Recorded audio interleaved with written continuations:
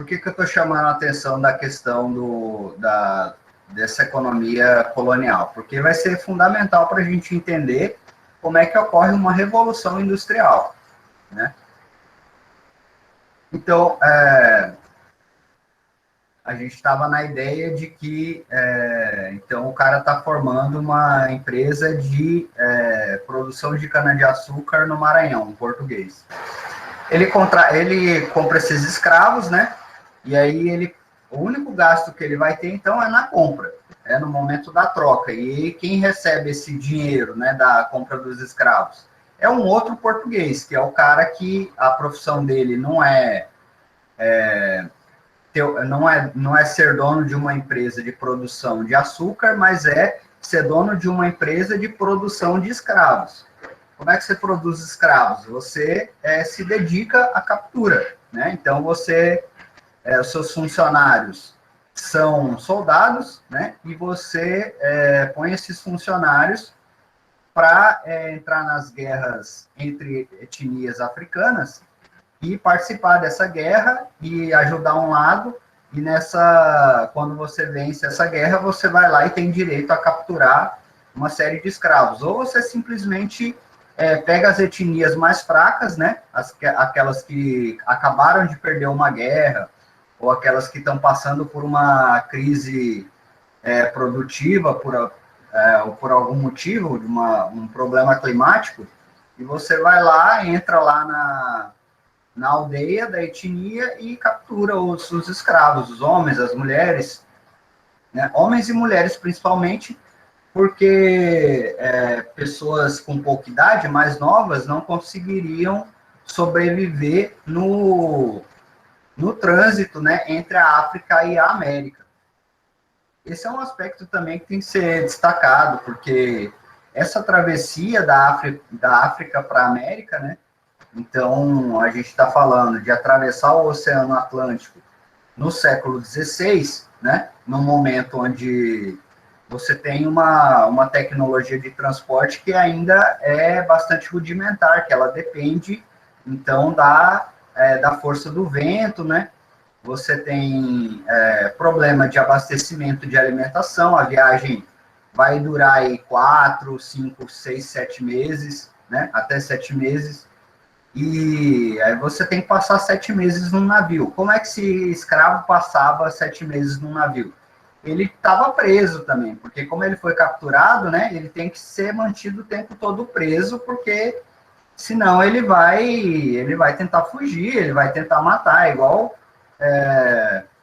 imagina vocês, né, você vai lá, captura alguém, a pessoa vai tentar fugir em algum momento, então, esse cara passava 7 meses, esse cara ou essa mulher, né, passava 7 meses acorrentado no porão do navio, né, que era onde dava para trancar os escravizados, e você tinha toda a tripulação do navio que ajudava a cuidar, né, a fazer a segurança, então, para que esses escravos não se rebelassem, não fugissem, e essa população tem que ser alimentada. Então, olha só, o navio tinha que carregar a água para o pessoal beber, né, todos os europeus, e manter minimamente os escravos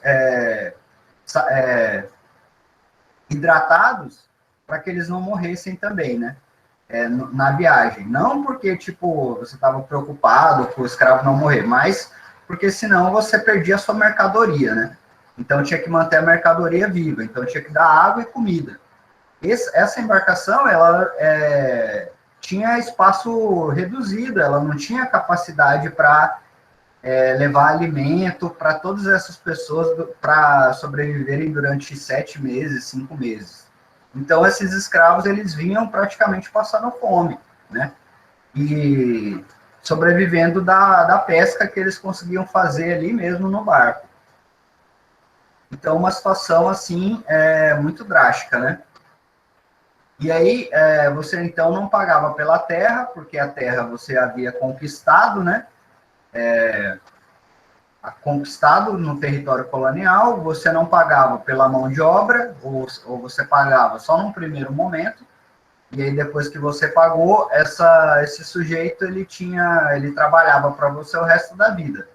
E os descendentes dele também, ou seja, era um investimento você comprava a alma da pessoa, né? Você só não comprava o corpo dela, você comprava a alma, porque todos os filhos que ela tivesse, e ela possivelmente teria filhos, né? Esses filhos também seriam suas propriedades, seriam seus escravos. E, como propriedade, o escravo não tem nenhum direito, né? Se você pegar a legislação do século XVII, né? O que essa legislação diz sobre um escravo? O escravo, ele é um objeto. Como você tem uma enxada para trabalhar a terra, você tem um escravo. Você pode quebrar a sua enxada, você pode fazer o que você quiser, né? Ela é um objeto de trabalho. E o escravo também está nessa categoria jurídica de objeto, né?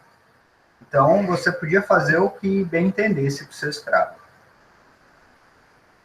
E é um pouco por conta dos imensos lucros que essas nacionalidades europeias vão ter com o comércio colonial, que vai ser possível acontecer uma coisa lá na Inglaterra que a gente chama de Revolução Industrial, né? Sem o comércio colonial, a ideia de Revolução Industrial careceria do capital, né? Você tem a necessidade de existência de um capital para investimento, porque do que se trata a Revolução Industrial? Antes de entrar no conceito aí, né, de falar o que é revolução, no caso, vamos pensar assim de forma genérica. A Revolução Industrial implica a formação de novas atividades comerciais, que vão envolver, então, principalmente novas tecnologias, novas áreas técnicas, né? Então, a produção de metais, indústria química, né? Surgimento de uma indústria química, você vender produtos que são elaborados dentro de um laboratório, né? Um protótipo de laboratório, você vender produtos que não são realizados a partir das mãos, não é feito com trabalho manual, mas é feito com trabalho técnico, né? É feito através do uso de uma máquina que consegue reproduzir o trabalho manual e produzir em grande escala também, né? Então, a Revolução Industrial se trata disso, se trata de formar novas atividades produtivas. E para formar novas atividades produtivas, você precisa de recurso para investir nisso. Então, o cara que vai inventar um novo processo para limpar os alimentos de micro-organismos, uma pasteurização, né? O cara que vai lá ficar fazendo experimento para saber como que eu elimino as bactérias e os germes, né? Ainda não tem esse nome porque a gente desconhecia a existência desses micro-organismos até o século XVIII. A gente não sabia que existia micro-organismo até o século XVIII, né? É nesse momento aí da Revolução Industrial que essas ideias começam a surgir, né? Então, existem micro-organismos que a gente não vê, né? Vocês estão no curso de biotecnologia, vocês estão acostumados a falar desses micro-organismos, né? Os micro-organismos que se usa em vários processos de produção alimentar, cerveja, massas, né? Pão. Então, o cara que fica lá fazendo esses estudos para saber como é que se elimina micro-organismos, se existem ou não os micro-organismos, da onde os micro-organismos vêm, se eles nascem do nada, né? Existia muito essa ideia antes, de que a vida surgia do nada. Então, você deixa um monte de lixo lá, do nada surge uns micróbios lá em cima, uns vermes, né? Barata. Então, surgiu do nada. Tinha-se essa impressão. O cara que fica estudando isso, ele vai precisar comprar os vidros dele, ele vai precisar comprar carvão e tudo isso vai demandar investimento. Se ele for transformar, então, ele foi lá e criou uma nova máquina de tecer fios, né? Antes, a tecelagem de fios era feita manualmente, com as agulhas, com a ajuda de um tear, né? Eu vou mostrar depois um tear, e um desenvolvimento da produção de tecidos que acontece nesse momento. Só que para fazer esses desenvolvimentos técnicos, para pensar, então, como eu posso fazer um carro de ferro, assim, uma carruagem de ferro gigante, correr sobre um trilho, né? Para chegar a esse desenvolvimento, você precisa de recurso, de dinheiro, né? Para aplicar, para dar para a pessoa que fica pensando, para dar para a pessoa que vai montar os protótipos, né? Fazer as experiências. Então, precisa fundir ferro, ó. Você precisa encontrar esse ferro, fundir esse ferro, precisa de forma, precisa de trabalho manual. Então, tudo isso vai demandar investimento. E é um investimento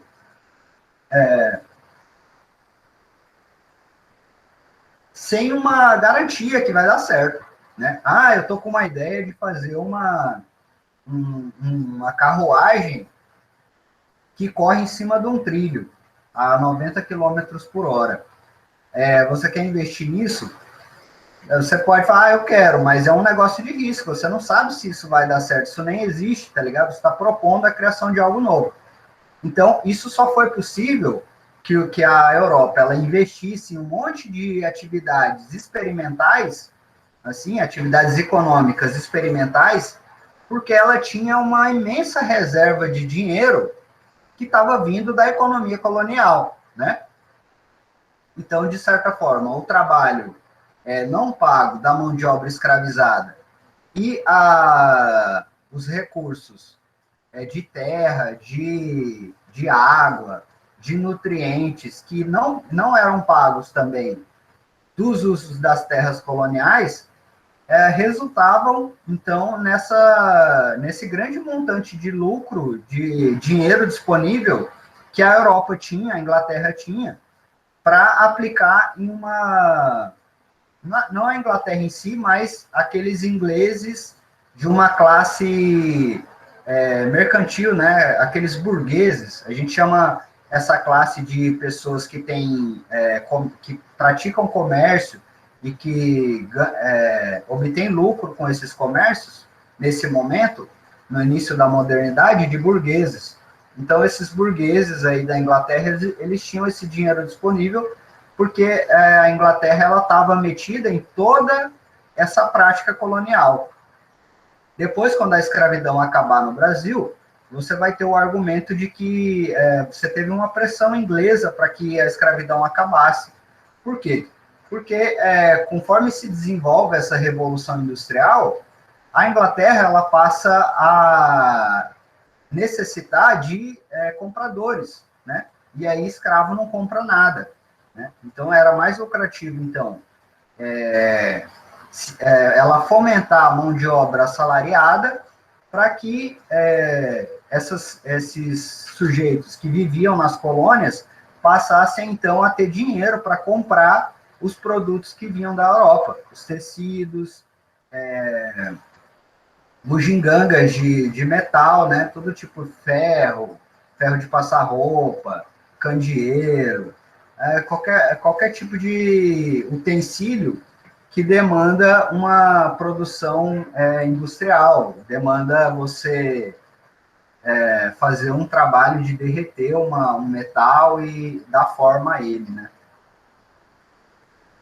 Então, a ideia de revolução, ela é algo que rompe, né? Revolução é um termo que tomou um novo significado nesse momento aí. Acontecem dois eventos que vão ser determinantes para a mudança do significado de revolução. Então, o que era a revolução? Se você pegar lá o Isaac Newton, né? Isaac Newton, o Copérnico, né? Vocês já devem ter ouvido falar desses caras. Eles escreveram aí no início da modernidade sobre o movimento dos astros, né? O movimento do Sol, da Terra, né? Você tem toda uma discussão sobre quem está no centro do universo, se é a terra, do universo conhecido, se é a Terra ou é o Sol, e aí esses caras estão escrevendo sobre isso. E eles usavam o termo revolução nas obras que eles publicavam. A Revolução dos Astros, né? É o nome da obra do Newton. A Revolução dos Astros. O que significava a revolução no século XV? Revolução era sempre um retorno, era um ciclo, né? É uma volta. Então, a revolução dos astros é a volta que a Terra faz em torno do Sol, uma revolução. Então, revolução significava sempre retorno, ciclo. E aí, no século XVIII, acontecem dois eventos que vão tornar a palavra revolução um rompimento, não mais um ciclo, um retorno, mas algo que quebra o ciclo, né?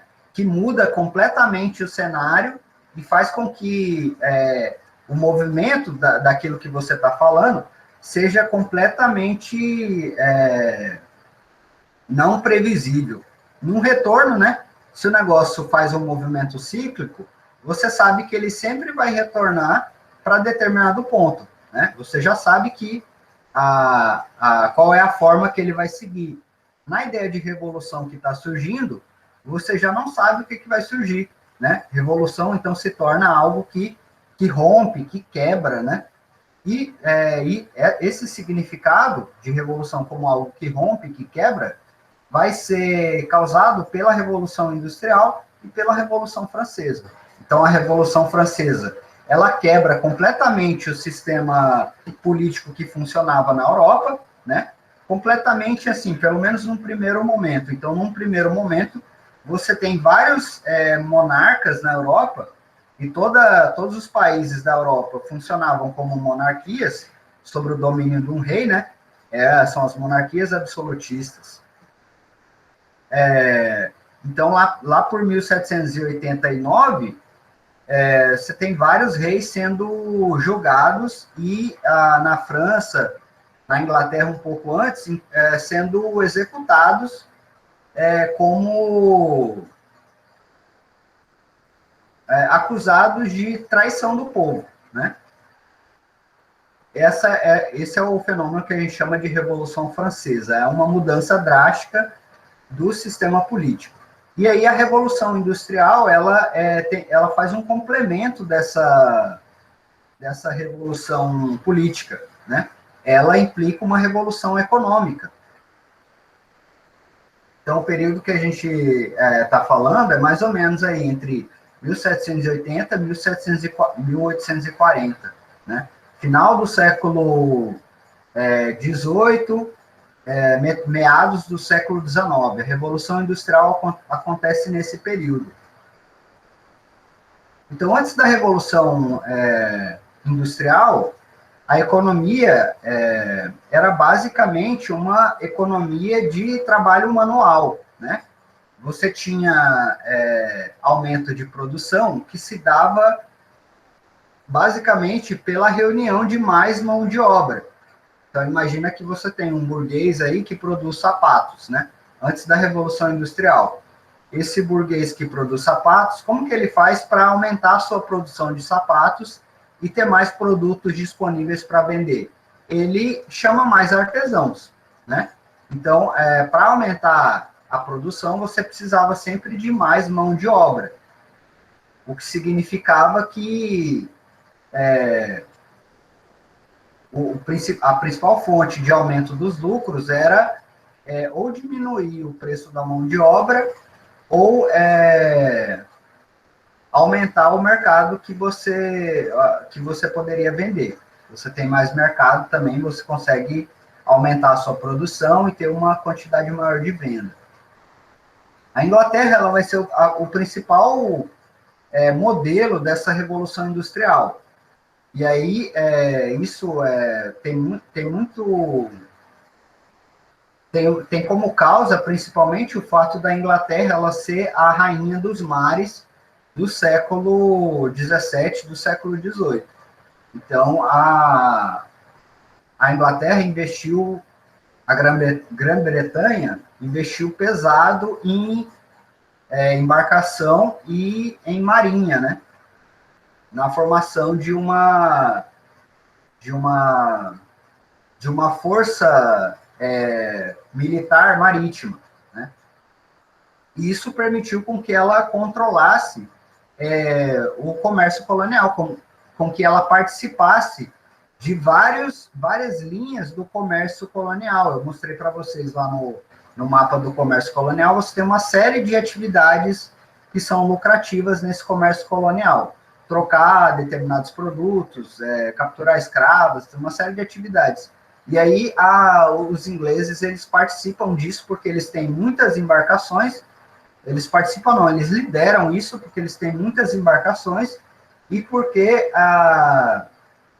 eles investiram pesado também em uma marinha, né, que permite, então, proteger as mercadorias, o tráfico das mercadorias, e fazer o trabalho também de, como a gente pode dizer, aquele trabalho de entrega, né, de levar e trazer as coisas. E aí cobra por isso, né. O que leva a Inglaterra, a Grã-Bretanha, a ser uma potência nesse momento? Alguns fatores. Essa revolução política que eu estava dizendo, que muda o sistema das monarquias e tenta implantar outros sistemas, por exemplo, um sistema parlamentarista, né, onde cada grupo social, os nobres, os artesãos, os camponeses, eles passam a eleger representantes, ela vai acontecer primeiro na Inglaterra, né? Então, acontece uma revolução constitucionalista na Inglaterra no século XVI, né? E essa revolução constitucionalista que tira o rei, corta a cabeça do rei e coloca no lugar do rei um novo monarca, mas um monarca que vai dividir o poder com o parlamento, com pessoas que foram eleitas de acordo com as suas classes, esse sistema é acompanhado também por um fenômeno que a gente chama de enclosures, né? O cercamento de terras. O que é? Bom, então você tinha na Inglaterra as terras públicas, né? As terras públicas existiam também no Brasil até 1889, mais ou menos, 1920. Terras públicas eram terras que não tinham dono, né? Então, você tem um monte de floresta que não tem dono, são terras públicas. Vamos pensar, nossa Amazônia, são terras públicas. E aí, o que acontece lá no século XVI, na Grã-Bretanha, nesse fenômeno que a gente chama de enclosures? Os grandes proprietários de terra, eles vão lá e cercam essas terras. Eles cercam e falam, isso aqui é meu agora. Então, esse processo é chamado cercamento de terras, ou os enclosures. O que isso acarreta, né, esse cercamento de terras? Essa apropriação que os grandes proprietários rurais da Grã-Bretanha fazem dos territórios que eram públicos. Isso acarreta que os camponeses, então, eles têm que sair do seu ambiente rural e ir para as cidades, porque eles não têm mais meio de sobrevivência na zona rural, né? E acarreta, por outro lado, também, que esses grandes proprietários, eles têm agora todas essas terras cultiváveis para fazer pastagem de animal, e isso tudo é convertido em um acúmulo de capitais na mão dessa classe de grandes proprietários rurais, né? Tem a formação do que a gente chama, a ampliação do que a gente chama de aristocracia rural, né? Que é uma elite que detém muita terra e, por conta de deter muita terra, tem grandes recursos econômicos. Outro fenômeno é a própria expansão dos territórios coloniais, né? Então, você vai ter uma corrida colonial, assim, tipo, Portugal foi e descobriu que existia a América. Algumas viagens de embarcações portuguesas e espanholas descobriram que existia todo um continente do outro lado da Europa. Então, o que acontece? Quando essa notícia chega na Europa, todas essas nações começam a ir atrás desses territórios, né? E aí, como eu disse, a Grã-Bretanha, ela tem essa visão progressista, burguesa, de vamos garantir para a gente esses territórios coloniais. Como ela faz isso? Investindo no comércio colonial, em embarcações e na sua frota marítima e na capacidade militar da sua frota marítima, né? Então, ela participa dessa corrida colonial, ela expande, faz colônias, então toda a América do Norte se torna colônia inglesa, né? A América do Norte vai ser, junto com o Brasil, o principal território de formação daquelas plantations lá, né? Que eram essas grandes monoculturas com trabalho escravo. Então, os Estados Unidos é construído todo com base nessa exploração colonial que a Inglaterra vai fazer. E aí, com a exploração colonial, ela garantiu o monopólio, né? Então, como os Estados Unidos, todos os Estados Unidos ali, ele é colônia inglesa, tudo que é produzido ali naquela região, naquele país, naquele pedaço de continente, tudo aquilo que é produzido é destinado para lucro para a colônia, né? Não pode vender para outro lugar, não pode trocar com outro lugar. A colônia, ela detém o monopólio desses produtos, né? Então, vamos supor que na Europa você tem um grande consumo de tabaco, né? Nesse momento aí da vida urbana, as pessoas elas começam a adquirir o hábito de fumar, né? E aí, muitas pessoas fumantes significam muitos compradores. E aí, todo o tabaco que essa Europa consome vem da onde? Vem desse território que a gente conhece como Estados Unidos, né? De grandes plantações de tabaco, feita com trabalho escravo nos Estados Unidos. Como a Inglaterra ela detém essa produção, o monopólio sobre essa produção, ela também estabelece o preço desse produto. Então, ela diz quanto vale. E se você não quiser pagar, só tem ela que vende. É mais ou menos assim que funciona a ideia de monopólio, né? E a formação a existência dessas nações também, estruturadas, né, dessa estruturação política de uma nação, ela implica também a formação dessa infraestrutura que permite o comércio colonial. Então, o tabaco ele sai da América do Norte para chegar na Europa. Só que quando ele chega no porto da Europa, ele ainda tem que ser carregado para cidades, ele tem que ser armazenado, ele tem que ser distribuído. Então, tudo isso implica o quê? Infraestrutura, implica ter estrada, ter galpão, né?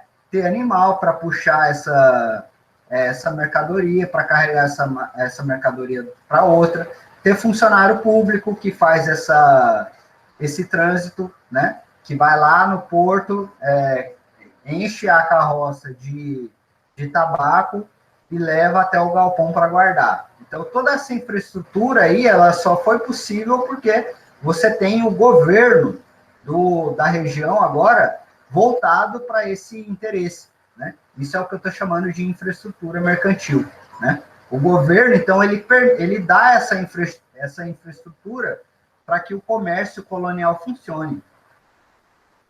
Em troca disso, ele ganha impostos, né? Ele cobra impostos dos empresários por conta disso. Mas funciona analogamente ao sistema que a gente tem nas nossas nacionalidades contemporâneas, né? Então, você tem toda essa infraestrutura que é fornecida pelo Estado para que esse comércio funcione, né? Então, venda de soja, venda de arroz, essas coisas que a gente vende no nosso país. E, em troca disso, o governo cobra impostos, né? Dos empresários. Outro aspecto que leva a Grã-Bretanha, então, a ser uma das pioneiras dessa revolução industrial é a formação dessas classes trabalhadoras consumidoras. Então, como você teve uma migração muito grande de pessoas da cidade para o campo, do campo para a cidade, desculpa, então, todas essas pessoas que estão morando agora na cidade, né, e que, imaginem vocês, o sujeito viveu 3 gerações, todas as gerações que ele se lembra, os avós dele, eles viviam daquilo que plantavam, né? De repente, ele não tem mais a terra, porque você teve um senhor lá, um aristocrata agrário, que reivindicou a terra para ele, né? E ele tem o apoio do Estado nessa reivindicação, e ele tem força militar também para garantir essa reivindicação. Então, o cara tem que deixar o campo e ir para as cidades que estão se formando, né? Que estão se formando por conta desse comércio intenso que está tendo de produtos vindo do mundo todo, né? Então, está vindo produto do mundo todo, a aristocracia agrária, que é mais visionária, ela fala, eu não vou ficar só na plantação e no cultivo de animais, eu vou diversificar as minhas fontes de renda. Então, eu vou investir aqui numa fábrica de tecidos também. E aí, ele investe nisso, e esses ex-camponeses, né, que perderam as suas terras, eles agora vão para a cidade e passam a trabalhar para esse cara que tomou a terra deles, né? E que é um burguês, uma espécie de empresário, assim, visionário, que quer investir em novas tecnologias novas técnicas de produção, né? Substituir o trabalho manual por máquinas e, assim, diminuir o custo da sua produção. Então, por conta desses fatores aí, ó, enumerando, primeiro, um fator que é a formação de uma elite, né, com dinheiro disponível. Essa elite foi formada quando se promoveu esse cercamento de terras, né?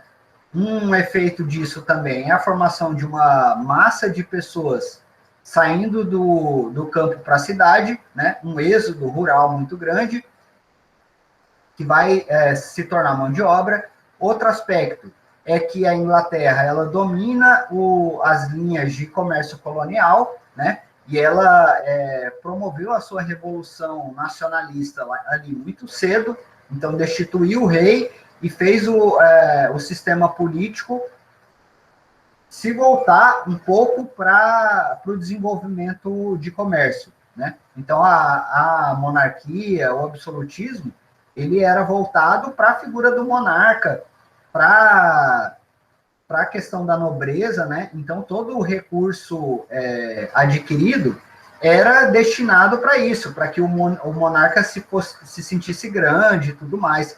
Então, você não tem um investimento em prática comercial, isso é menor no absolutismo.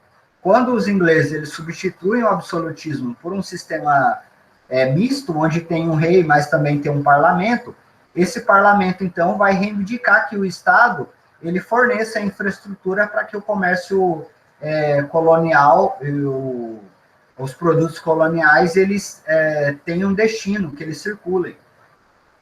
Esse é outro aspecto que favorece a Grã-Bretanha. E em terceiro, essas massas trabalhadoras que estão vindo do campo, e estão vindo do campo sem muita perspectiva, né? Então, o que eu vou fazer na cidade?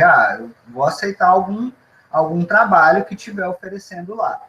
Então, essa massa trabalhadora, ela vai ser um aspecto importante também para essa realidade aí da Europa entre o século XVIII e o século XIX. Entre o século XVIII e o século XIX, você vai ter uma série de revoluções sociais também, na Inglaterra, na Alemanha, e isso vai ser, também é determinante para o modo como a nossa sociedade está hoje, né? Se a gente tem, por um lado, a implantação desses sistemas econômicos baseados em tecnologia, por outro lado, também a gente permanece com uma discussão que vem lá do século XIX, que é a situação do trabalhador. né? Algumas indústrias que se desenvolveram nesse momento na Inglaterra. Então, olha, vamos lá no detalhe. A indústria do algodão, e o algodão na indústria do algodão vocês podem ver a íntima ligação entre o comércio colonial e a Revolução Industrial. Porque de onde vem o algodão que vai começar a ser tecido nessas máquinas, né, que vão ser inventados, como o tear de jacquard. A gente vai ver, é um tear, um protótipo de tear técnico, né? Um tear feito com máquina e não com mão humana. Esse algodão vem todo dos Estados Unidos, das colônias norte-americanas. Olha como funciona esse tear. Chama tear de jacquard.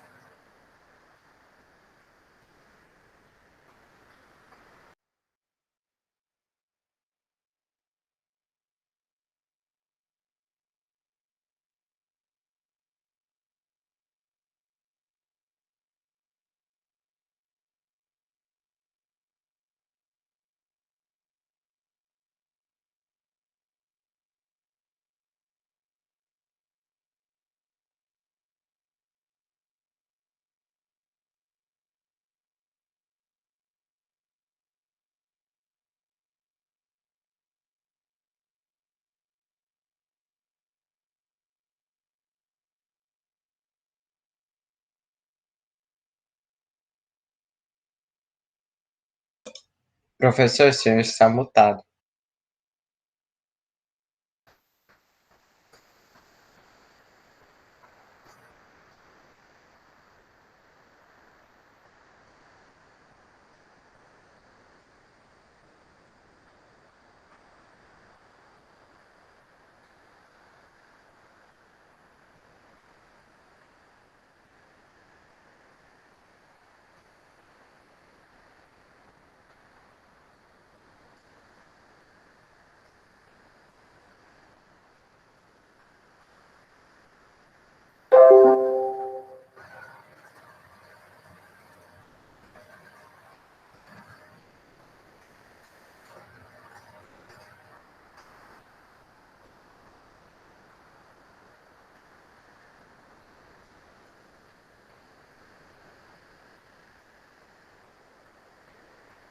Esse é o processo que eu quero mostrar. Então, você tem essas tabelinhas, e aí como funciona? A tabelinha tem o furo.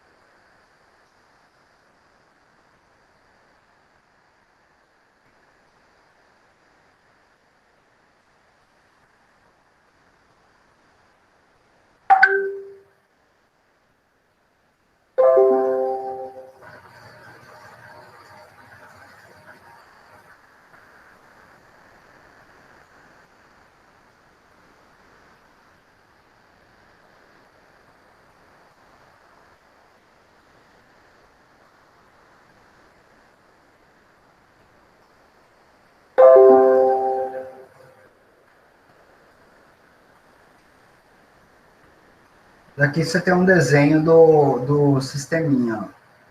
Então, basicamente assim, a pessoa tinha que levantar ali as duas partes do tecido, né? E ela mesma passava a linha, aquelas linhas que a gente viu cruzando, né? De um lado para o outro, aquele cruzamento ali tinha que ser feito manualmente. Aí esse Jacquard, ele desenvolveu esse sistema com esses cartões, e aí cada furo aqui no cartão, ele aciona ou não aciona aquelas hastes, né? Então, com esse cartão aqui, o cara conseguia fazer o desenho no tecido de forma automática, né? E desse jeito ele conseguia reproduzir, então, sem tecidos, apenas fazendo aquele movimento ali que o cara estava fazendo, de puxar para um lado para o outro, né? Então, quando ele puxa para um lado, o tecido levanta, né? Quando ele puxa para o outro, o fio passa pelo meio. E aí o fio já passa pelo meio certinho, dentro ou fora de cada linha ali que está paralela, né? E aí isso vai formando o desenho. Então, é esse tipo de indústria que começa a surgir. Qual é a diferença, né? Então, para a gente chamar isso de uma revolução industrial, a introdução de uma máquina que faz o trabalho, então, de um artesão. Por que a gente chama isso de revolução industrial? Porque quando essa máquina é inserida, você pode, se você dispunha lá de 100 funcionários, você pode agora dispor de 10, né? Se um funcionário demorava uma semana para produzir um tecido, agora um funcionário produz 10 tecidos em uma semana. É uma diferença tão drástica no custo da produção que esse sujeito ele vai ter um acréscimo muito rápido dos seus ganhos.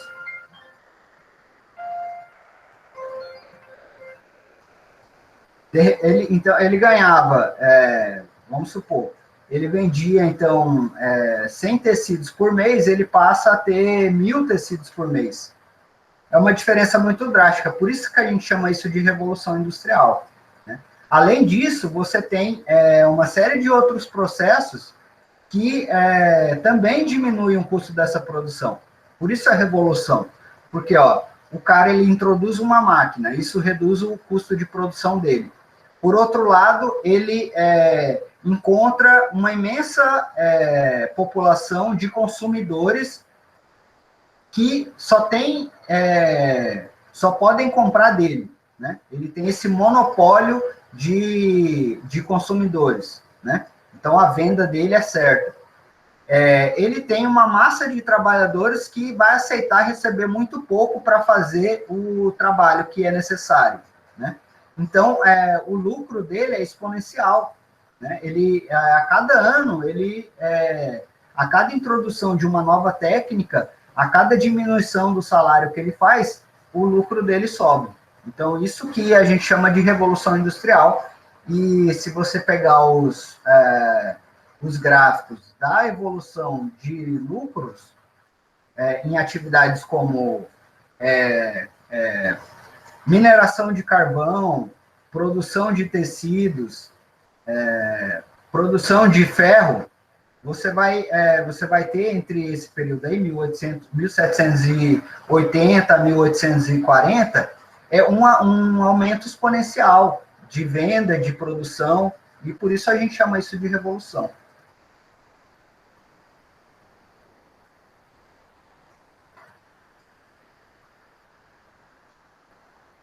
Outra indústria também que vai ser diretamente relacionada é a produção de estradas de ferro, né? Então, para a produção de estradas de ferro, você vai ter duas coisas associadas. Você precisa de uma grande produção de carvão, né? E você precisa do desenvolvimento dos primeiros motores a vapor, né? E aí esse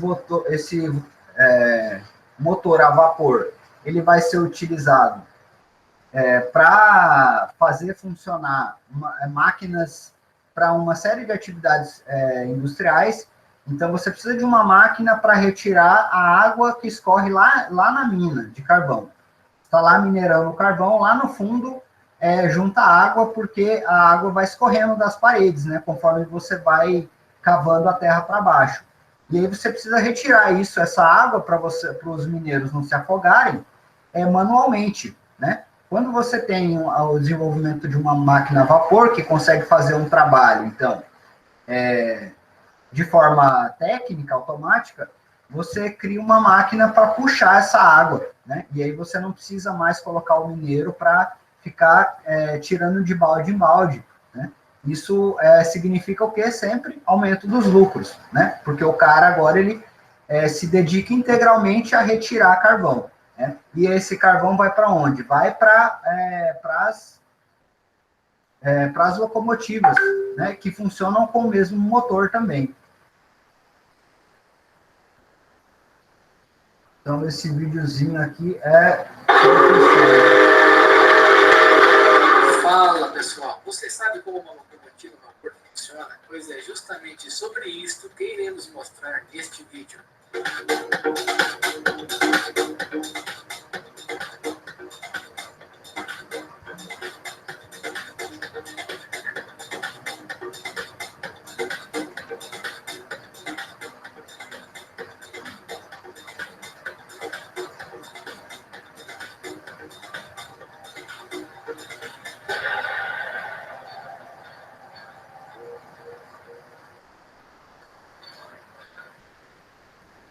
Primeiramente, vamos a uma ficha técnica da caldeira de uma locomotiva. Nesta imagem, vocês poderão identificar os verdadeiros nomes, cada peça que compõe a caldeira. A pintura será destacada de acordo com a legenda: vermelho para o fogo e gases, verde para o vapor e azul para identificar a água, ok?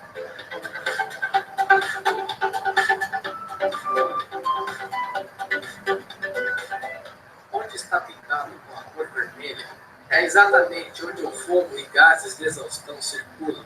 São predominantes da fornalha. Seguindo as setas, vocês perceberão que o fogo passa por vários tubos, conhecidos como tubos de caldeira.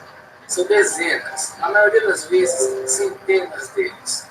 Olhando esta foto, dá para ver melhor como são esses tubos, sendo que a vista é na boca da fornalha. Esses tubos atravessam toda a caldeira. Observando na ilustração, vocês irão reparar que os tubos terminam próximo ao condutor de vapor. Toda aquela área é conhecida como caixa de fumaça. Todos os resíduos da queima do combustível permanecem ali: fuligem, fumaça e partículas, antes de serem exaustados pela chaminé. Passa por uma tela para fagulhas ou uma peneira. Destacamos agora a água da caldeira e o vapor, por sua vez, sendo produzido na parte superior da caldeira. Nota-se que, em grande maioria das locomotivas a vapor, elas possuem uma ou mais corcovas na parte superior externa da caldeira. Essas corcovas, na verdade, são conhecidas como domos. As locomotivas a vapor têm domos, onde se armazena areia, e o domo do vapor é dele que nós vamos falar agora. O domo do vapor está ali simplesmente para coletar o vapor produzido e conduzido até os cilindros por um tubo conhecido como condutor de vapor, ou tubo para vapor. Locomotivas a vapor não têm acelerador. Ao invés disso, a peça que aumenta ou diminui a potência da máquina se chama regulador. O maquinista então regula a intensidade de vapor que deverá ser conduzida até os cilindros. Seguindo as setas do vapor, notamos que diretamente do condutor, o vapor sai direto para o interior do cilindro e por trás do êmbolo do pistão, empurrando o mesmo para frente e para trás. A volta do pistão para trás é feita pela válvula de distribuição, que troca posição conforme o tempo do compasso da locomotiva. Sendo assim, o vapor é conduzido para frente do pistão e para trás constantemente.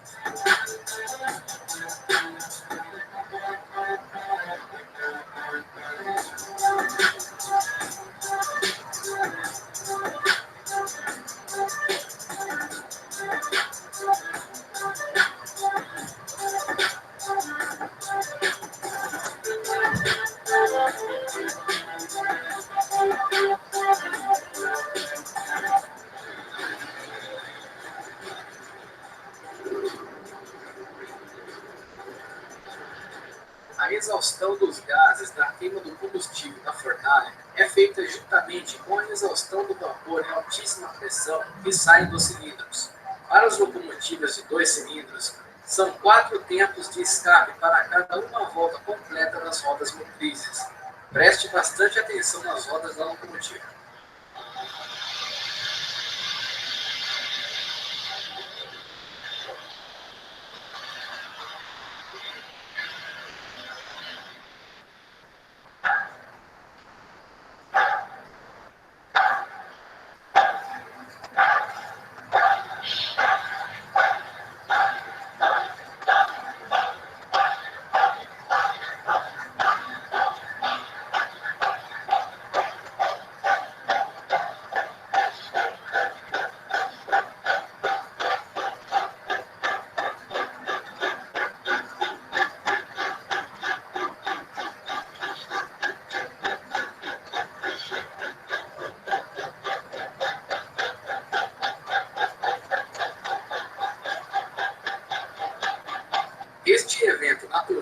entre vapor e máquina é conhecido entre os ferroviários e maquinistas de locomotiva a vapor como tiragem.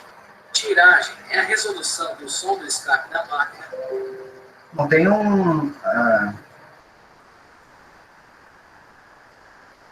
tem um detalhe do funcionamento do motor ali que vocês podem achar depois no YouTube lá. Vou tentar adiantar aqui para a gente não demorar muito também.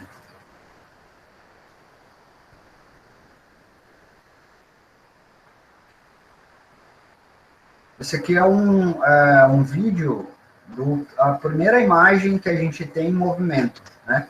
Então, seria o primeiro filme, né, que foi produzido no mundo. E é justamente um filme sobre a chegada de um trem, produzido pelos irmãos Lumière, né? Lumière. Em 1873.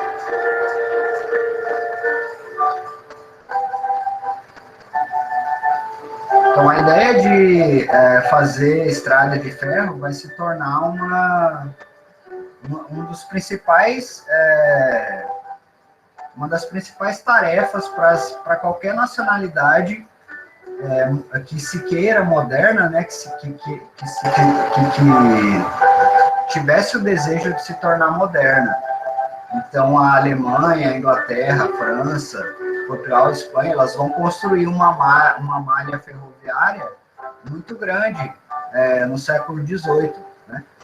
E aí, uma coisa vai puxar a outra. Com uma malha ferroviária maior, você tem maiores possibilidades, então, de trazer e levar coisas e de incrementar, então, essa produção industrial. Por fim, eu queria destacar a indústria química também. O Pasteur, né, ele está produzindo seus trabalhos nesse momento também, no século XVIII. E aí, com os trabalhos do Pasteur, que vai se desenvolver esse processo que a gente usa hoje para aumentar a durabilidade de alguns alimentos, como leite, dá para fazer com ovo também, e outras coisas líquidas, né? Então, você passa esse alimento por um processo de aquecimento alto e logo em seguida você passa por um processo de resfriamento muito baixo. E aí você tem a eliminação completa de germes e de bactérias. E isso aumenta a durabilidade do alimento, né? É chamado de processo de pasteurização, também é um efeito da Revolução Industrial.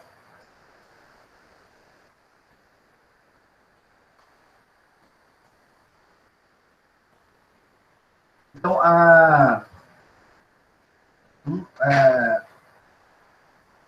resumindo um pouco, o que leva à Revolução Industrial em termos econômicos? É a possibilidade, as várias possibilidades que esse investidor industrial ele tem, esse burguês tem, de reduzir os custos da produção. Então, essas possibilidades de reduzir o custo da produção, elas vêm da onde? Elas vêm da possibilidade de obter grandes quantidades de matéria-prima das colônias, de reduzir bastante o custo da mão de obra, e você poderia reduzir o custo da mão de obra de duas formas. Ou você melhora o custo de vida, ou você reduz o preço que se cobra pelos alimentos, né? E se o trabalhador, então, ele consegue se alimentar com menos dinheiro, significa que ele pode receber um salário menor. Essa é mais ou menos a lógica da Revolução Industrial, né? Então, você tem salários baixíssimos e cargas de trabalho, cargas horárias de trabalho muito grande. E o acúmulo de bens de capital também.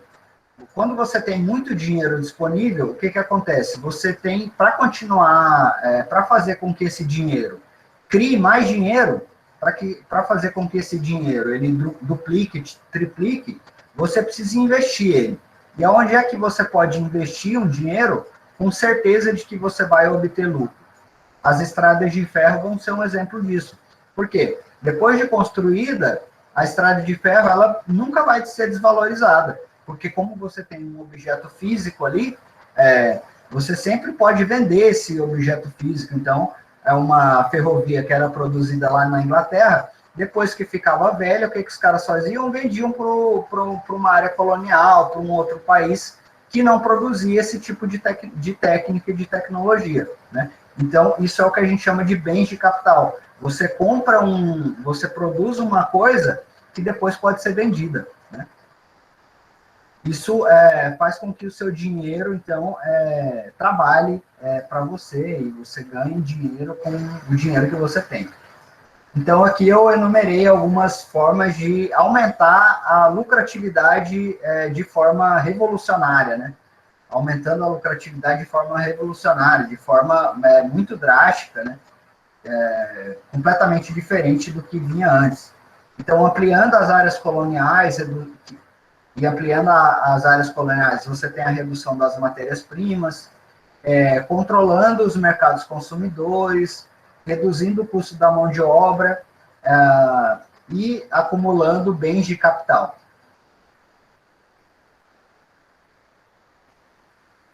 Aí, para finalizar, chamar a atenção só para as condições de trabalho, né? Então, nesse momento, não existem leis trabalhistas, né? Você tinha na Europa, antes da Revolução Industrial, um sistema que era servil. O que significa isso? Significa que o trabalhador, o camponês, ele trabalhava em troco de comida e habitação, né? É um trabalho semi-escravo, assim a gente pode chamar. E compulsório, ele trabalhava por demanda. Você tem que colher tantos hectares aqui de terra.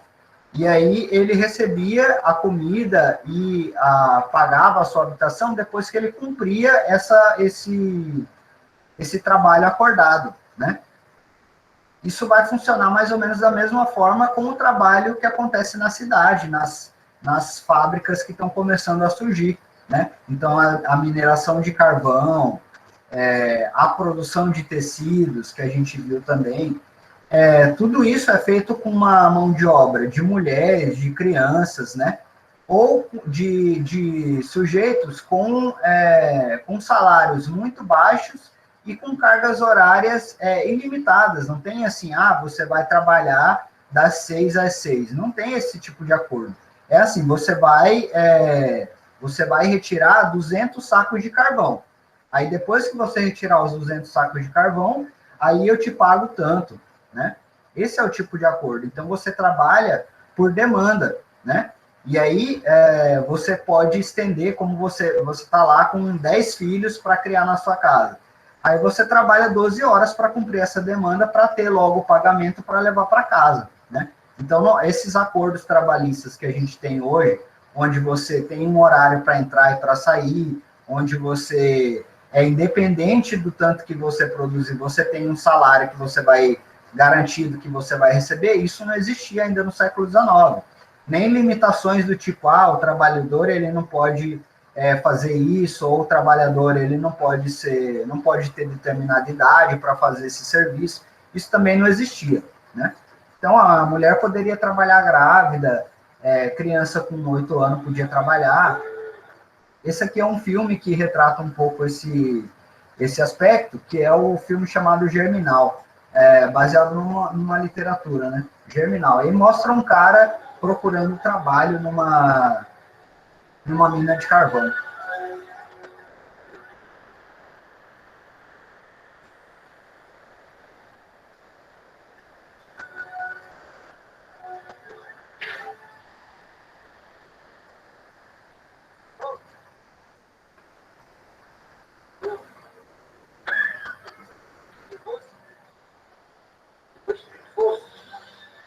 Bon, quel était le entier, je suis machineur. Du travail par ici. Je travaille pour un machineur. On va présenter encore de l'air. C'est rien.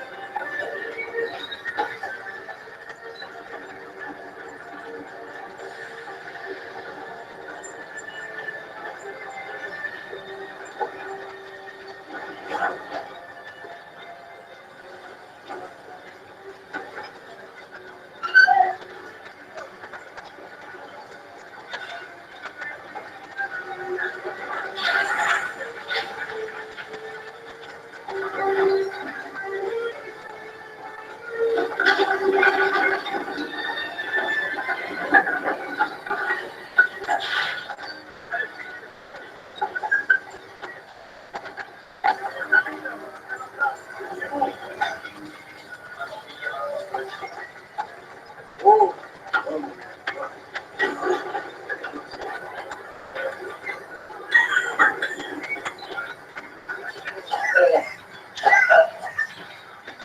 ils fabriquent par ici.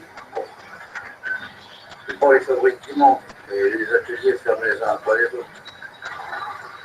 Ils renvoient du monde à Souverain Auto. Et à la verrerie Garde-Bois, la grève menace. Ils parlent de réduire les salaires. Je sais, je reviens. Chez nous, ça va encore pour le moment. On n'a pas de viande tous les jours, mais ça va. Vous êtes peut-être de la Belgique? Non, je suis du Midi. Moi, je suis de Monceau. On appelle Bonne-Mort. Bonne-Mort pour ouvrir. Ah, sûrement. Ah oui. Ils m'ont retiré là-dedans 3 fois en morceaux. Une fois avec tout le poil roussi, une fois avec de la terre jusque dans le gésier, et la troisième, elles vont gonfler d'eau comme une grenouille. Comme ils ont dit que je voulais pas mourir, ils m'ont appelé Bonne-Mort. Bonne-Mort pour ouvrir. Alors, quand vous travaillez à la mine? Il est sorti, j'avais pas 8 ans. Il est dans les 58 maintenant. C'est le tuer.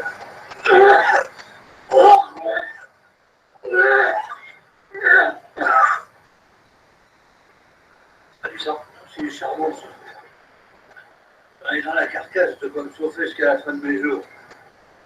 Ça fait 5 ans que je ne suis pas descendu. J'avais tout ça en magasin pour savoir.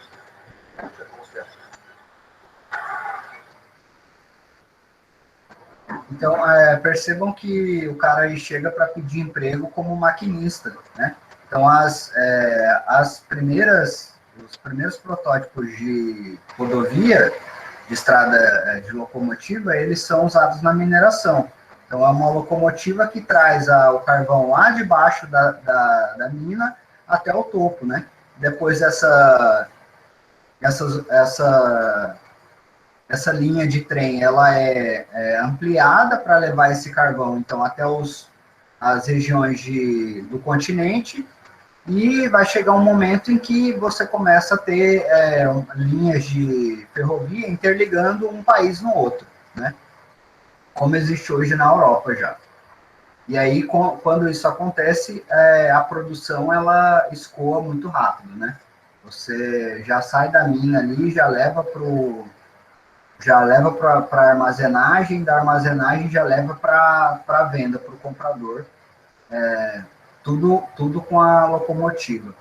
E a situação do trabalhador aí é essa, né? Como não tem limite de idade para trabalho, como você não tem nenhum tipo de pensamento nesse sentido, o cara começa a trabalhar com criança e em condições de trabalho que vão levar ele a uma morte quase certa por conta dos danos envolvidos no trabalho que ele realiza, né?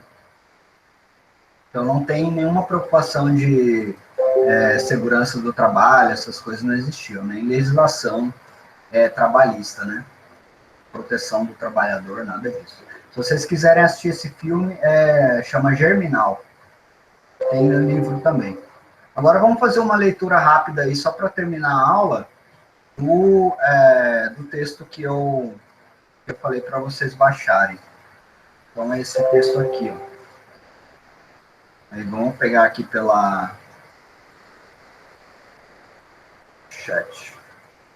Vamos começar com o Agnaldo. Vai ler o primeiro parágrafo. A gente vai lendo por parágrafo e passando de um para o outro até a gente terminar. Então, o Agnaldo vai ler aqui quando o mineiro sai. Ok. Quando o mineiro sai do poço, seu rosto está tão pálido que se nota até mesmo através da máscara de pó de carvão. A causa é o ar poluído que ele vinha respirando. Ao sair, a palidez começa a passar. Para um homem do sul, recém-chegado, as regiões mineradoras, o espetáculo de uma turma de centenas de mineiros saindo do poço da mina é estranho, vagamente sinistro. O rosto exausto, com a fuligem grudada em todas as concavidades, tem uma expressão feroz, meio desvairado. Em outras ocasiões, quando estão com o rosto limpo, não há muito que possa distingui-los. do resto da população. Costumam caminhar com os ombros bem eretos, uma reação à constante postura curva no subterrâneo, mas em geral são de baixa estatura, e suas roupas grosseiras e mal ajambradas escondem o esplendor de seus corpos. Sua principal característica são as cicatrizes azuis no nariz. Todo mineiro tem cicatrizes azuis no nariz e na testa, e vai levá-las até a morte. O pó de carvão que flutua no subterrâneo entra em cada corte, e a pele cresce por cima, formando uma mancha azul que parece uma tatuagem. E realmente é. Por causa disso, alguns homens mais velhos têm a testa toda riscada por veias azuis, como um queijo Roquefort. Aí a Lana continua. Assim que o mineiro chega à superfície, faz um gargarejo com um pouco de água para tirar o grosso do pó de carvão da garganta e das narinas. Daí vai para casa e se lava, ou então não se lava, segundo sua natureza. Pelo que observei, devo dizer que a maioria prefere comer primeiro e se lavar depois. E eu também faria o mesmo se estivesse naquelas circunstâncias. É normal o mineiro sentar para jantar com o rosto completamente negro, como aqueles antigos cômicos que pintavam o rosto todo de preto, exceto pelos lábios bem vermelhos, que ficam limpos com o ato de comer. Depois da refeição, ele pega uma grande bacia de água e se lava metodicamente. Primeiro as mãos, depois o peito, o pescoço e as axilas. A seguir os braços, o rosto e o alto da cabeça. É no cabelo que a sujeira se agarra mais. Sua mulher então pega um pedaço de flanela e lava suas costas. Até aí, ele lavou apenas a parte superior do corpo. O umbigo talvez continue sendo um ninho de pó de carvão. Mesmo assim, exige certa habilidade de ficar passavelmente limpo com apenas uma bacia de água. De minha parte, precisei de 2 banhos completos depois de descer na mina. Só tirar a folhagem dos cílios já é um trabalho de 10 minutos. Aline? Em algumas minas maiores e mais bem equipadas, há chuveiros à beira do poço. É uma enorme vantagem, pois não só o mineiro pode se lavar por inteiro todos os dias, com conforto e até mesmo luxo, como também nesses banheiros há armários onde se podem guardar as roupas de trabalho, separadas das roupas limpas do dia a dia. Assim, 20 minutos depois de sair do poço, da cor de um negro retinto, ele já pode ir todo bem vestido assistir a um jogo de futebol. Mas são poucas as minas que têm banhos. Um dos motivos é que o veio de carvão não dura eternamente, de modo que nem sempre vale a pena construir um local de banhos cada vez que se cava um poço. Não posso fornecer números exatos, mas parece provável que menos de um mineiro em cada 3 tem acesso a um banho no local de trabalho. O mais provável é que os mineiros, em sua maioria, fiquem completamente negros, da cintura para baixo, pelo menos 6 dias por semana. Para eles, é quase impossível se lavar bem em sua própria casa. Cada gota de água tem que ser aquecida e em uma sala minúscula que contém, além do fogo e vários móveis, uma esposa, alguns filhos e talvez um cachorro. Simplesmente não há lugar para um banho decente.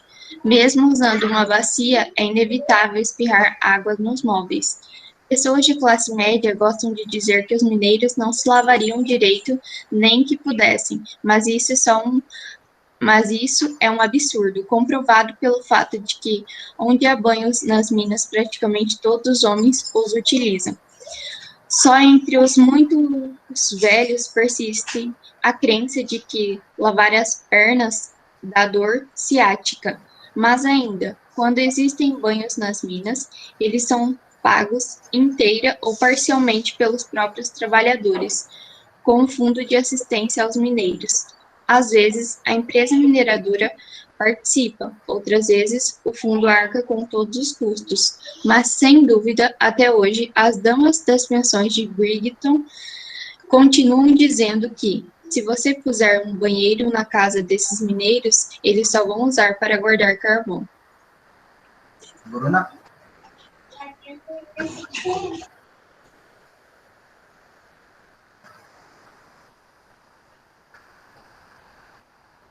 Bruna? Oi. Peraí.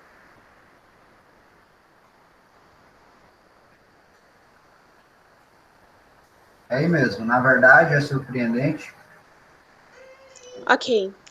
Na verdade, é surpreendente que os mineiros se lavem com a regularidade com que o fazem, tendo tão pouco tempo livre entre o trabalho e o sono. É um grande equívoco pensar que a jornada do trabalho do mineiro é apenas 7 horas e meia. Essas 7 horas e meia são o tempo passado no trabalho em si, mas, como já expliquei, é preciso acrescentar o tempo de trajeto pelas galerias, que poucas vezes é de menos de 1 hora. E com frequência chega a 3 horas. Além disso, a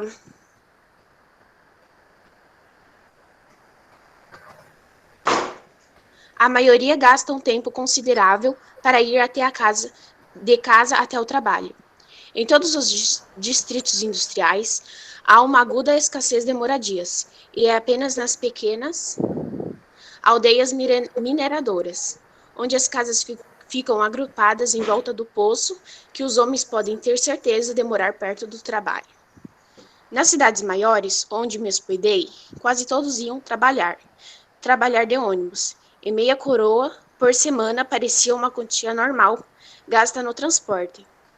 O mineiro com que me hospedei estava trabalhando no turno da manhã, das 6 até 1h30 da tarde. Tinha que levantar da cama 3h45 e voltava depois das 3 da tarde. Em outra casa onde fiquei, um garoto de 15 anos trabalhava no turno da noite. Saía às 9 da noite e voltava às 8 da manhã. Tomava seu desjejum, imediatamente ia para a cama e dormia até às 6 da tarde. Assim, seu período de lazer era de 4 horas ao dia. Na verdade, muito menos desnotando o de 4 horas ao dia. Na verdade, muito menos desnotando o tempo gasto tomando banho, comendo e se vestindo. César?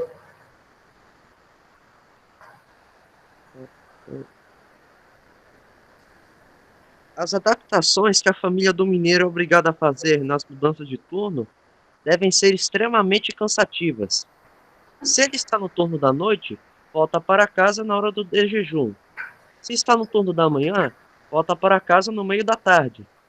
E se está no turno da tarde, volta para casa no meio da noite. E seja como for, quer fazer a principal refeição do dia assim que chega em casa, é claro. Noto que o reverendo W.R. End, em seu livro Inglaterra, acusa os mineiros de serem gulosos. Pelo que observei, devo dizer que eles comem espantosamente pouco.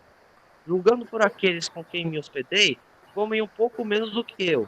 Muitos dizem que não conseguem cumprir seu dia de trabalho depois de fazer uma refeição pesada, e o alimento que levam consigo é apenas um lanche. Em geral, chá frio e pão besuntado com dripping, gordura de carne frita, que carregam em uma marmita presa ao cinto. Quando o mineiro volta para casa, tarde da noite, sua mulher está à espera, mas quando está no turno da manhã, costuma fazer seu desjejum sozinho. Parece que a velha superstição, que diz que dá azar ver uma mulher antes de sair para o trabalho de manhã, ainda não está totalmente extinta. Dizem que nos velhos tempos, se um mineiro, por acaso, encontrasse uma mulher de manhã cedo, voltava para trás e não trabalhava naquele dia. Fabiola?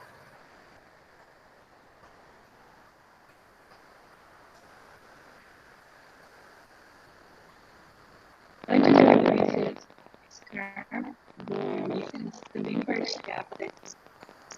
de que os mineiros são relativamente bem pagos, de maneira vaga. Não tá dando para ouvir, Fabiola. O que, professor? Seu áudio está bem ruim. Vamos Eu passar. posso sair e entrar de novo? Aí, agora deu. Tá. Vou continuar lendo, então. Antes de eu conhecer as regiões carboníferas, também partilhava da ilusão generalizada de que os mineiros são relativamente bem pagos. De maneira vaga, ouve-se dizer que o mineiro ganha 10 ou 11 shillings por turno. E fazendo uma rápida multiplicação, pode-se concluir que cada um ganha cerca de 3 libras por semana, ou 150 libras por ano. Mas dizer que o mineiro ganha 10 ou 11 shillings por turno é uma afirmação muito enganadora. Para começar, é apenas o Jeter, o que geralmente extrai o carvão, que ganha essa quantia. Um Dateler, por exemplo, que coloca as escórias e cuida do teto, ganha menos. Em geral, 8 ou 9 shillings por turno. Além disso, quando um Jeter ganha por produção, um tanto por tonelada extraída, como ocorre em muitas minas, ela depende da qualidade do carvão. Uma pane nas máquinas, uma falha, isto é, uma camada de rocha atravessando o meio de carvão, podem roubar seu salário de um dia ou 2 dias inteiros. E, de qualquer forma, não se deve pensar que um mineiro trabalha 6 dias por semana, 52 semanas por ano. Quase com certeza haverá dias em que ele é dispensado. O salário médio que o mineiro ganhava em cada turno trabalhado, considerando todas as idades e ambos os sexos na Grã-Bretanha, em 1934, era de 9 shillings,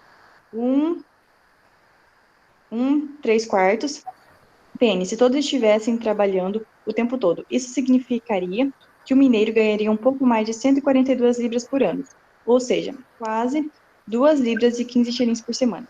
Seu salário real, porém, é muito inferior a isso, pois a quantia citada de 9 shillings e 3/4 penny é apenas uma média dos turnos realmente trabalhados, sem computar os dias de trabalho. Guilherme?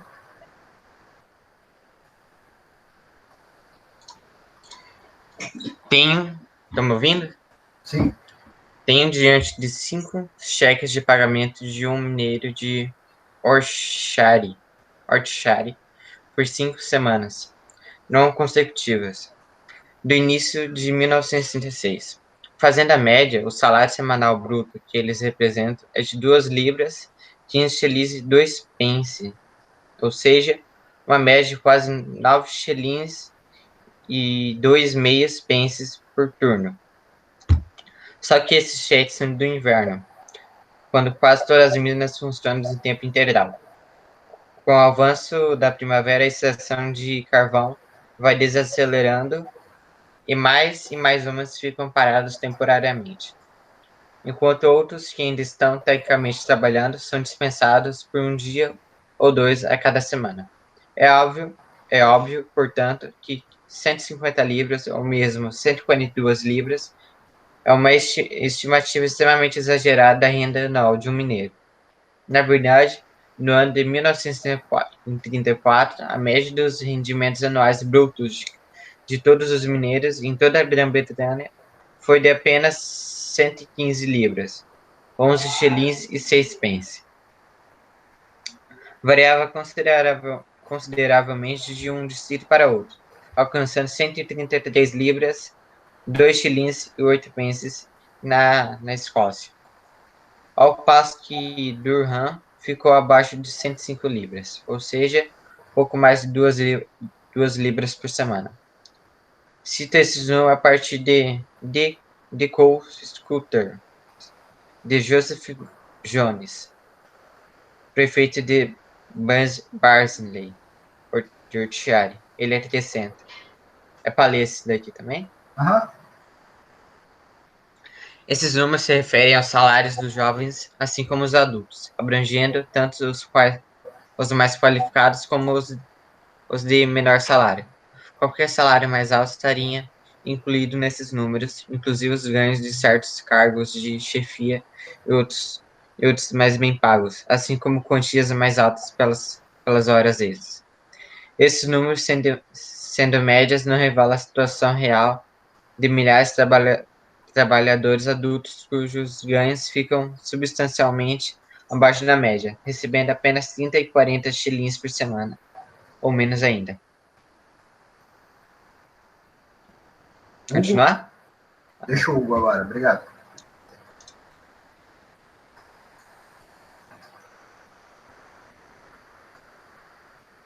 Hugo Vinícius.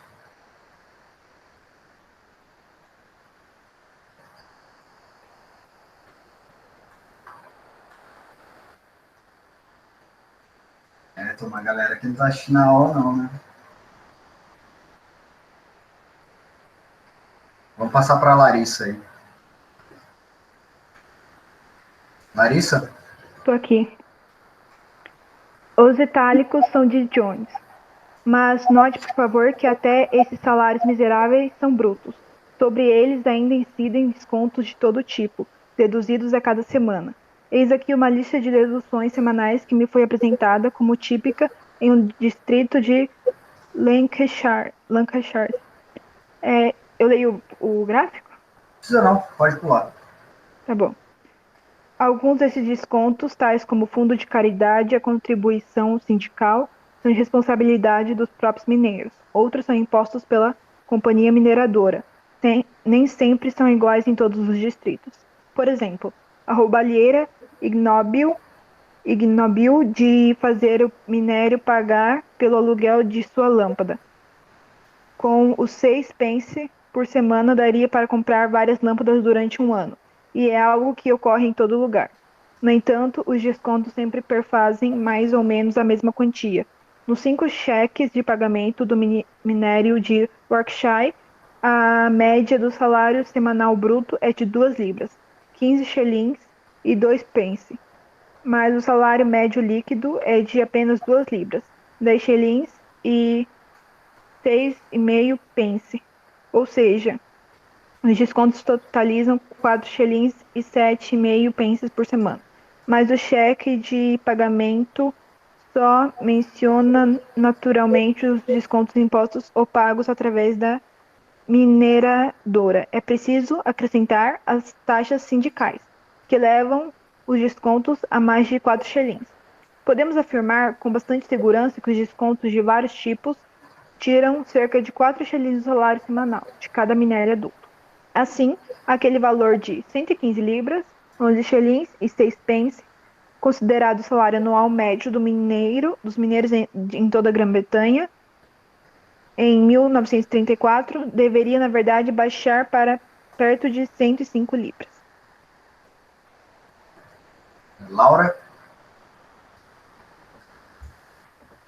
Por outro lado, a maioria dos mineiros recebe doações em espécie, pois podem comprar carvão para o seu próprio uso a preço reduzido, em geral 8 ou 9 shillings por tonelada.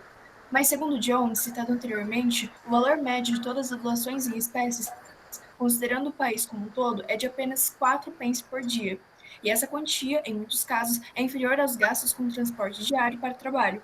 Assim, considerando a indústria carvoeira como um todo, o salário que um mineiro pode realmente levar para casa e chamar de seu não ultrapassa em média 2 libras por semana, talvez um pouco menos. É para eu continuar? Vai um pouquinho mais. Tá bom. Ao mesmo tempo, qual a quantidade média de carvão produzida por um mineiro? As toneladas de carvão obtidas a cada ano por trabalhador aumentam constantemente, embora devagar. Em 1914, cada mineiro produzia, em média, 253 toneladas e, em 1934, já produzia 280 toneladas. Essa, naturalmente, é uma quantia média para os mineiros de todos os tipos. Os que trabalham de fato no veio de carvão extraem uma quantia imensamente maior.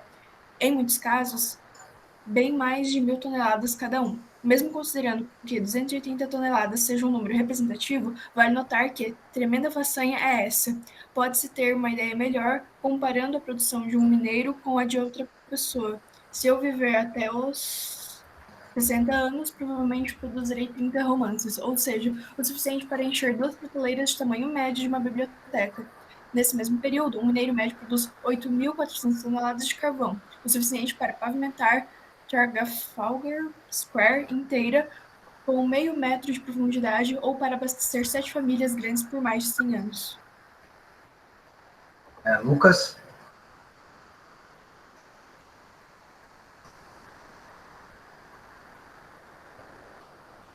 Lucas Acácio?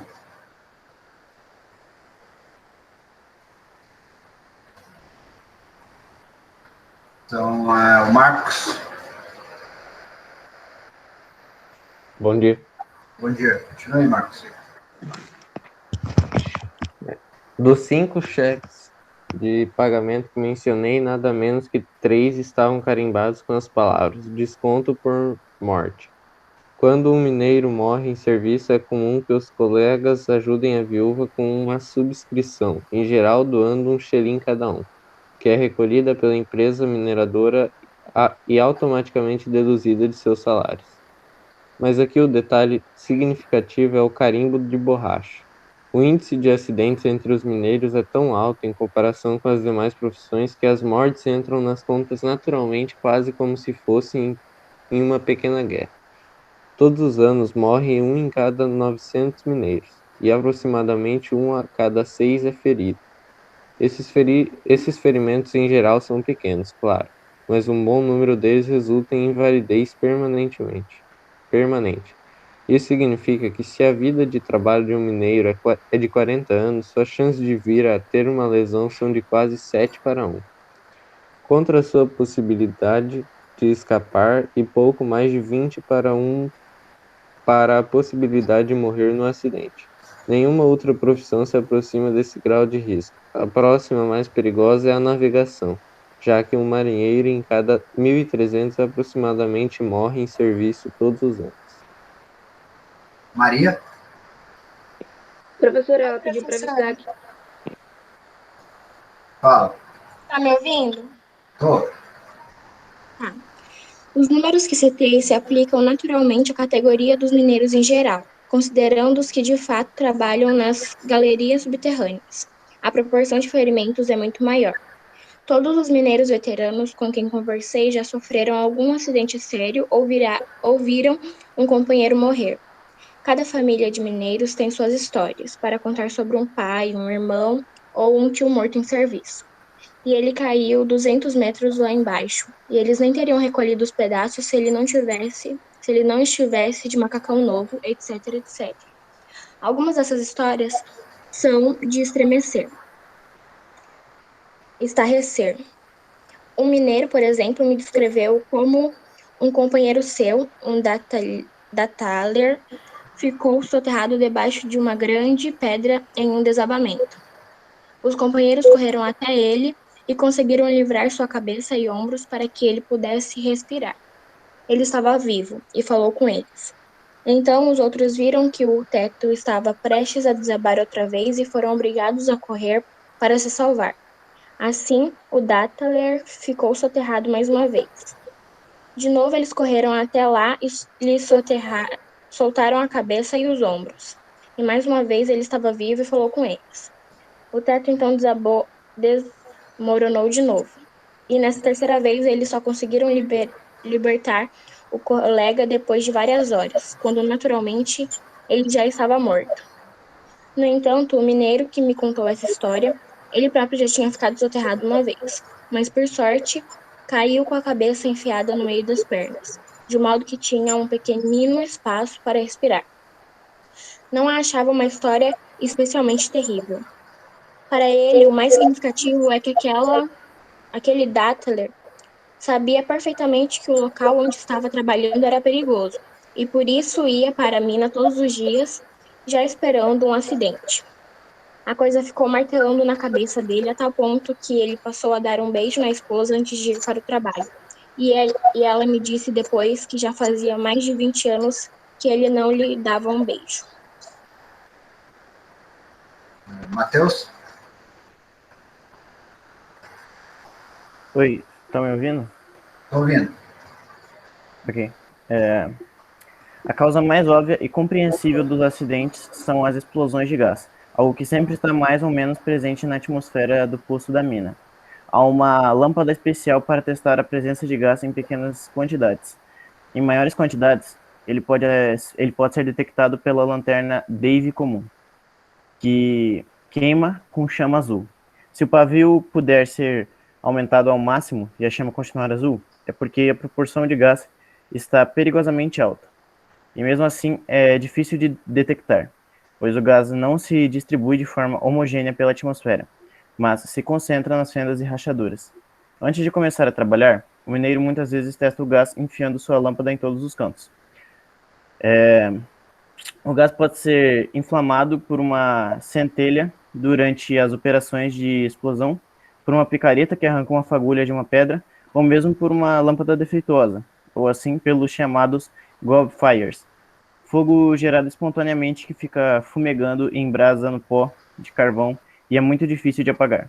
Os grandes desastres na mineração que acontecem de tempos em tempos, quando morrem centenas de homens, em geral são causados por explosões. E assim costumamos pensar que explosão é o principal perigo em uma mina. Na verdade, a grande maioria dos acidentes se deve aos riscos normais e cotidianos das galerias, e em especial aos desabamentos do teto. Há, por exemplo, os potholes, buracos circulares de onde pode-se projetar uma pedra enorme, capaz de matar um homem com a rapidez de uma bala de revólver. Metal Coinfas. Oi, é o Felipe aqui. Eu entrei pela conta da empresa. Beleza. Com uma única exceção, pelo que me lembro, todos os mineiros com quem conversei afirmaram que as novas máquinas e a maior velocidade do trabalho, de modo geral, tornaram as tarefas mais perigosas. Talvez digam isso, em parte, por conservadorismo, mas eles podem lhe apresentar muitas razões. Para começar, a velocidade com que hoje se extrai o carvão significa que, durante várias horas de cada vez, um grande pedaço de teto fica perigosamente desprotegido, sem nenhum esteio. Há também a vibração que sacode tudo e faz com que tudo se solte, e ainda o barulho, que não deixa perceber os sinais de perigo. É preciso lembrar que a segurança de um mineiro debaixo da terra depende, sobretudo, da sua própria habilidade de cautela. O mineiro experiente afirma que sabe, por uma espécie de instinto, quando o teto não tem segurança. Ele expressa isso dizendo: eu sinto o peso do teto em cima de mim. Ele consegue, por exemplo, ouvir o leve estalar das madeiras que servem de esteio. E é por isso que se prefere usar esteios de madeira em vez de arcos de sustentação feitos de ferro. É porque a madeira, quando está prestes a quebrar, dá o aviso rangendo, ao passo que o arco metálico inesperadamente se solta e sai voando. O estrondo devastador das máquinas torna impossível escutar qualquer outra coisa, e assim o perigo aumenta. Milena? Oi, tá aqui. Tá me ouvindo? Sim. Quando o mineiro é ferido, é impossível, naturalmente, socorrê-lo de imediato. Ele fica ali esmagado debaixo das pedras pesadíssimas, em algum terrível buraco embaixo da terra. E mesmo depois de ser retirado de lá, é preciso arrastá-lo por 1 ou 2 quilômetros, talvez, pelas galerias onde ninguém consegue ficar em pé. Quando se conversa com um homem que sofreu um acidente, em geral se descobre que demorou umas 2 horas até conseguirem levá-lo à superfície. E às vezes, é claro, há acidentes no elevador. Aquelas caixas metálicas sobem e descem centenas de metros com a velocidade de um trem expresso, operadas por alguém na superfície que não enxerga o que está acontecendo lá embaixo.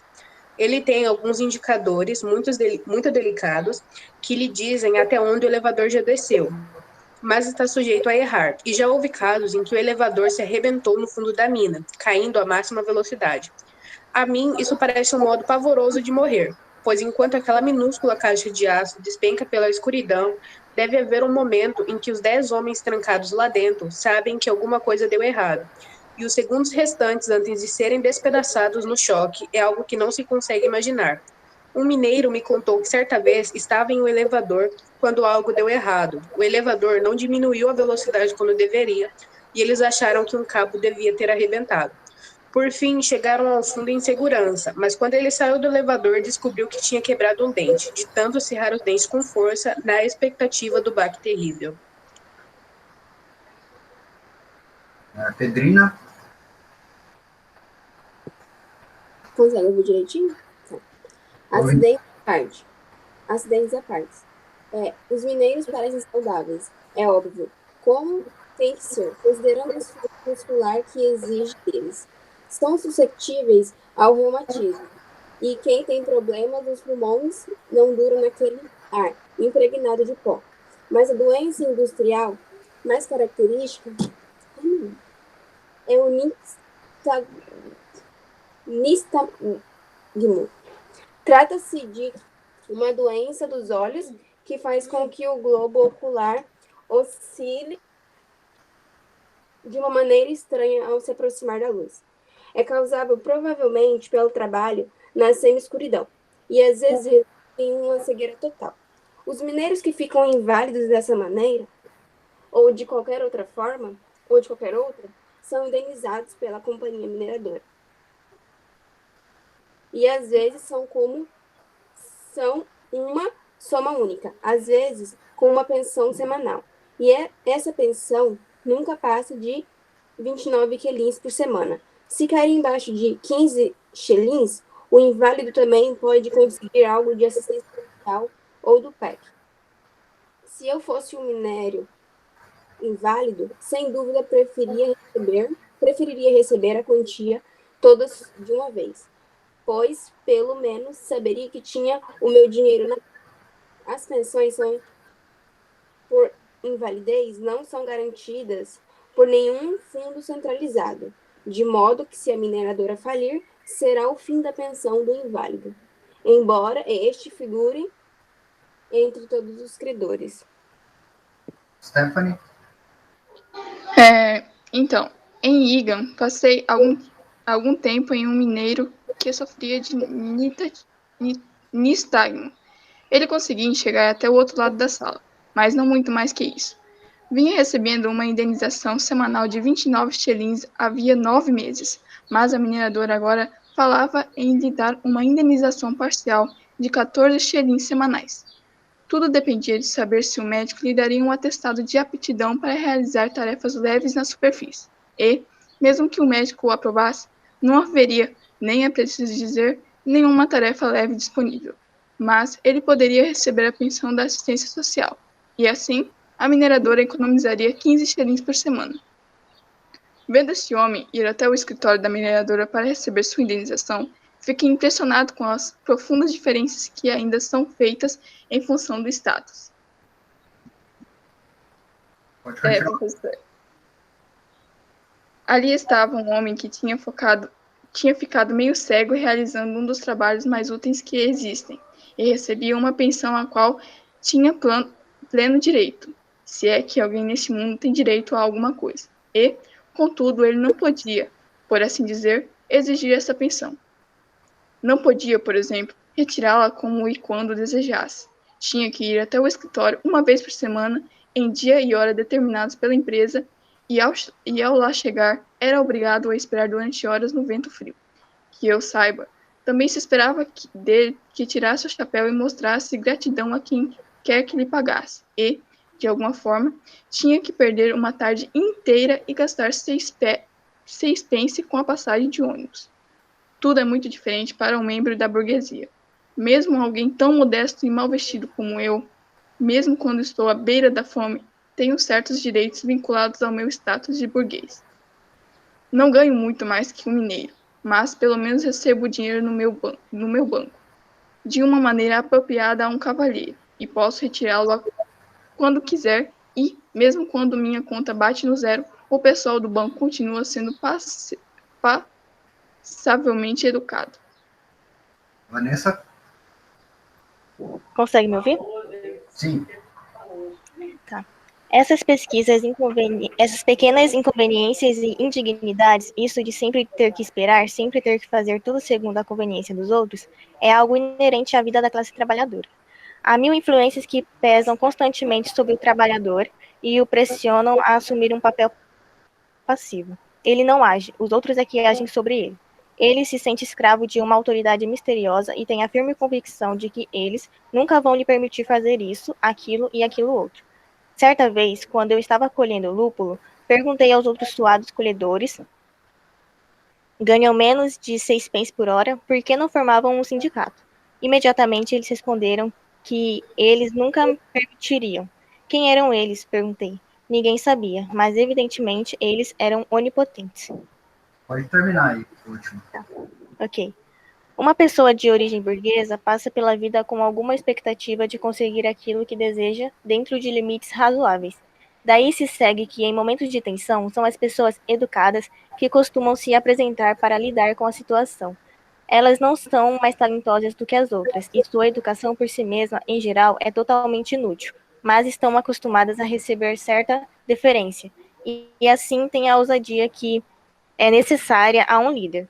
O fato de que essas pessoas vão dar um passo à frente, sem dúvida nenhuma, parece ser considerado natural, sempre e em todo lugar.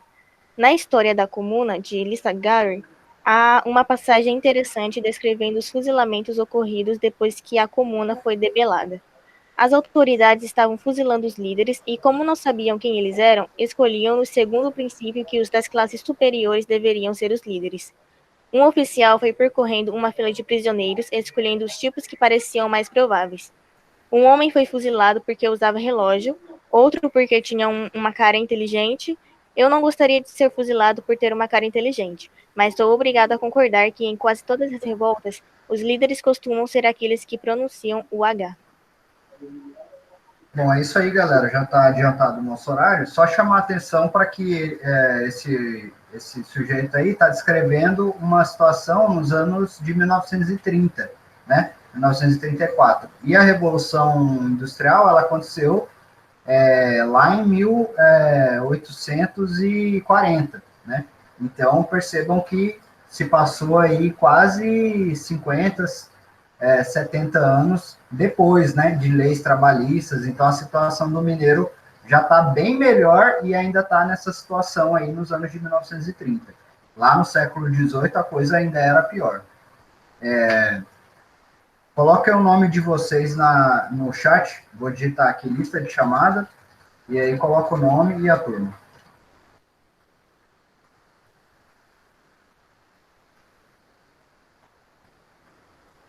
E aí vai ter uma atividade para vocês realizarem amanhã. Algumas perguntas de múltipla escolha e algumas de dissertação. Eu vou deixar disponível essas perguntas até mais ou menos a terça-feira da semana que vem. Depois de assinar a lista, quiser sair, pode sair já.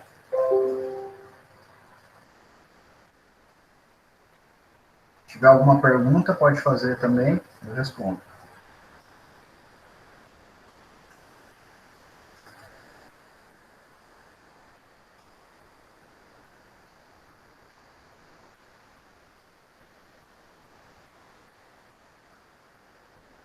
Professor? Oi. Vão haver perguntas sobre esse texto? Sim. Ok. Professor, com licença. Fala lá. Eu gostaria de saber quanto tempo mais ou menos a gente vai ter para fazer a prova, ou vai ser um tempo indeterminado? Eu vou colocar mais ou menos 1 hora, 2 horas no máximo. Ok, obrigado. Para não dar muito tempo da pessoa ficar dando print e enviar para outra pessoa, né? Então, abrir, já fazer tudo e fechar. Mas a maioria é de múltipla escolha, então não dá tempo. Professor, vão ter quantas questões no questionário? Acho que 10. Ok, obrigada. Tá?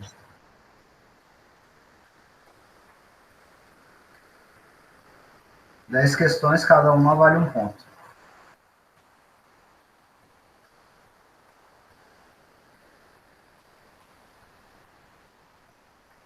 Tá certo, então? Professor, Sim. o senhor disponibilizou um vídeo no Moodle, né? Só que aí o vídeo está indisponível da primeira semana. É o filme do Charlie Chaplin? Eu acho que é. Mas eu abri ontem. Ih, baixou. Ou é o Memórias Afro-Atlânticas? Ah, tá. Vi aqui. Vou corrigir depois, vou arrumar. Ok, obrigada. Valeu.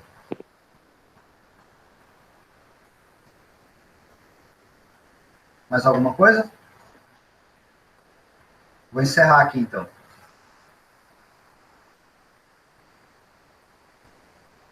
Valeu, abraço. Tchau, tchau.